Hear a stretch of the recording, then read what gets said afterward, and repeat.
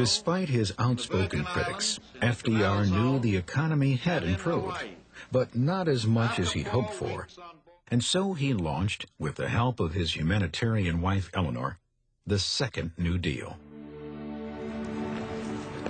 Mrs. Roosevelt traveled the country from coast to coast, seeing the poverty and suffering, urging her husband to provide even more help to the needy. She became a kindly symbol of hope for the downtrodden, who regarded her as a personal friend. Thousands of children wrote to her asking for help. FDR convinced Congress to pass more legislation to spur the economy, including a second Agricultural Adjustment Act, rewarding farmers that practice soil conservation and compensating farmers who cut production of soil-depleting crops like cotton and wheat. The Resettlement Administration loaned money to tenant farmers so they could buy their own land and established camps for migrant workers. The Second New Deal's most ambitious program was the WPA, the Works Progress Administration. The WPA created more than 8 million jobs from 1935 to 1943 for a great many unskilled workers and professionals. The WPA constructed 850 airports, built or repaired 650,000 miles of America's roads, sewed more than 300 million articles of clothing for the needy, and erected 110,000 libraries, schools, and hospitals. Artists, authors, and musicians found work in the WPA too, painting murals on public buildings, writing, performing, and composing. A National Youth Administration was also created to provide aid and part-time employment for students in need.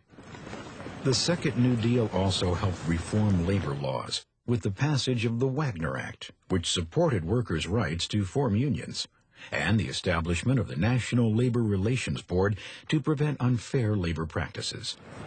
From 1933 to 1941, the number of union workers rose from 3 million to 8. Congress also passed the Fair Labor Standards Act, requiring minimum wages and maximum hours for workers.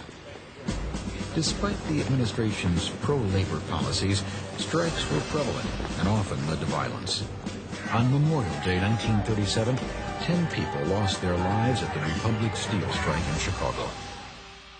Perhaps the most important legacy of the Second New Deal was the Social Security Act of 1935. For the first time, Americans over 65 years of age and their spouses had old age insurance. Jobless workers got unemployment compensation, and families with dependent children and the disabled received aid. In 1935, only about 30% of American farms had electricity, so Congress, with Roosevelt's urging, set up the Rural Electrification Administration. 10 years later, 45% of rural America had electric power. With widespread support from organized labor, minorities, and the public at large, FDR was re-elected as president in 1936. His victory marked the first time most African Americans voted for a Democratic Party candidate. With Eleanor Roosevelt's prompting, Roosevelt appointed the first female ambassador and several women federal judges. Frances Perkins became the first female Secretary of Labor, and Mary McLeod Bethune was appointed head of the Office of Minority Affairs in the National Youth Administration, becoming the first African-American woman to head a federal agency. Meanwhile, Mrs. Roosevelt defied the Daughters of the American Revolution, publicly resigning her membership when the DAR refused to let Marian Anderson sing in Washington, D.C.'s Constitution Hall because of her color. Instead, Eleanor Roosevelt arranged for the concert to be held on the steps of the Lincoln Memorial. In the midst of labor unrest, poverty, and hardship, Americans still managed to find fun at the movies. For just a quarter, they could forget their troubles in one of more than 15,000 picture palaces.